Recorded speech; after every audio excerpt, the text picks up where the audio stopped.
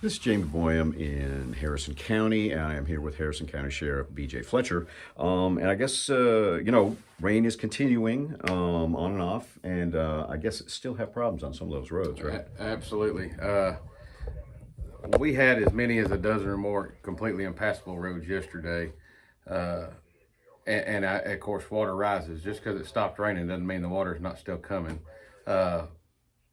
It was, everybody went to work, and then by the time they got off work, everything was flooded. So then you had that how do I get home commute, and several spots on Highway 80, which is a heavily traveled road, were completely underwater to the point that dangerous if you're running the 60-mile-an-hour speed limit out there. So we had DOT come out and do some marking. We marked some. We handled county roads and, of course, road and bridge, and all the first responders, ESDs. I think everybody had a hand in anything they could help with yesterday. But it did get to the point in some areas where it just completely wasn't safe to even put a vehicle in it. It was water that would rush a vehicle off the roadway. And late last night, we actually ended up with one of those events at around 9:30 last night.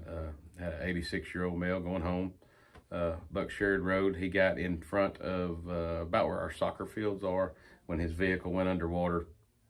He then, obviously, the vehicle began to fill up with water, landed him sitting on top of his console trying to stay out of it.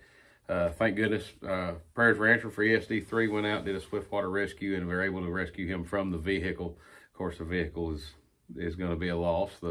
We have an old saying that we put on a lot of our posts, is to turn around, don't drown. That's some really simple words, but they're really good to live by, because water is unpredictable.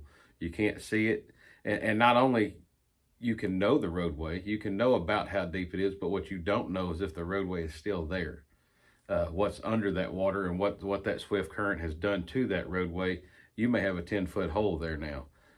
So when you enter that passage that you think is there and it's not there, suddenly you're in trouble and there's no way out of it. So anyway, luckily no loss of life on that incident, but we could have had several of those throughout the county if people weren't cautious and use their good judgment to decide whether or not it was safe to proceed or not. But we tried to keep as many deputies as we could out. We tried to inform the public as much as we could, obviously our Facebook page and tagging all of our news media outlets and whatnot. And we updated that page throughout the day as we found more and more roadways that were covered in water or had rushing water or were just too deep to pass through.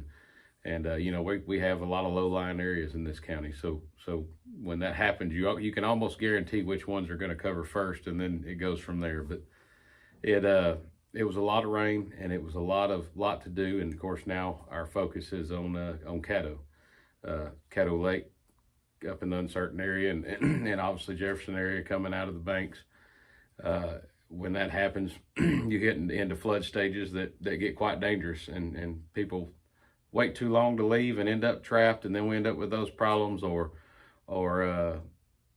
just the debris and things that come out of the river on people's personal property, and it just makes a mess. And you don't ever want it, but it's got a mind of its own. So we work for it, not it for us, I guess I should say.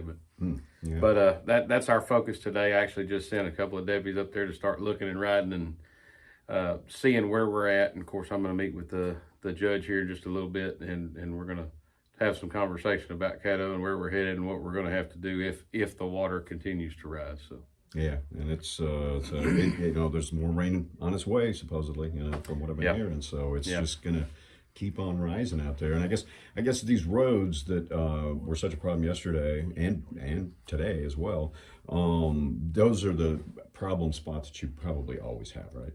Majority, yes. I would say that Highway 80 does get a little water under the road, but not. We had 4 spots yesterday that at least one lane wasn't passable. It doesn't typically get that bad. Now, in saying that, water is unpredictable. Beavers are unpredictable. Things change. Woods, people log. They do this, do that, change the terrain of the land, which makes it flood in new places. So, of course, we have our half a dozen that we know are going under in the first hour. And, but we expected, I think it was predicted 3 to 5 inches yesterday. And I saw pictures of rain gauges with as much as 6 inches yesterday. And really not and it rained soft in the morning, but when it really started raining, it came quickly. And then it obviously continued to rain through the night. So a little more rain than what we thought we were getting. But 6 inches of rain in a day is a lot of rain and a lot of runoff and a lot of problems. And of course, this brings on Road and Bridge. Obviously, is going to be very busy with potholes and washouts and things. Texas DOT, I was telling you a while ago, I came in this morning on 59, hit 2 good sized potholes right in the middle of 59. So that water's got a mind of its own. It's going to do its damage where it's going to do it, and we're just going to play catch up from here. So yeah, exactly. And you know, from what I understand, the potholes really can't be fixed until it dries out a little bit, because it just washes away. I would assume that is correct. Absolutely.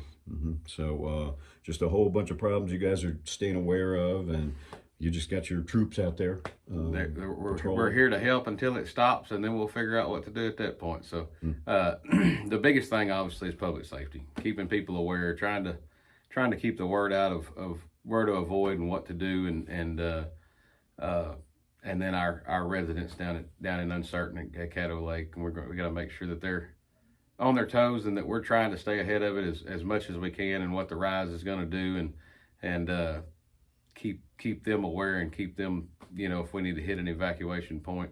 I don't think it will get there, but I you know, you never know. You just never know. Yeah, and of course the Legion Fields School District decided to close early yesterday. They did. Due to water over the road. Low-lying areas up there, you know, just they get too wet to get past, and then the next thing you know, somebody's in trouble for it. So, or not for it, but with it, I guess I should say. Obviously, they didn't want to put any of their children in danger, and I understand that completely.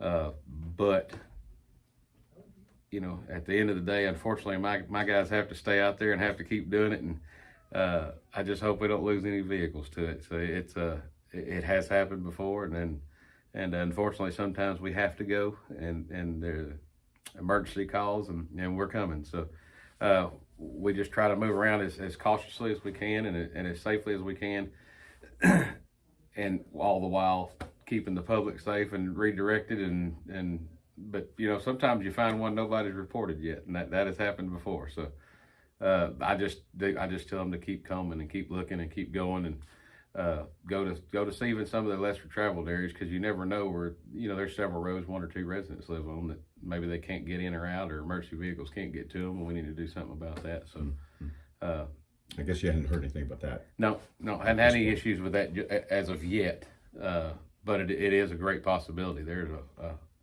740 miles of county roads in this county, so there's a lot of places that can go underwater. A lot of places go down. That's right. All right. Anything else, Sheriff?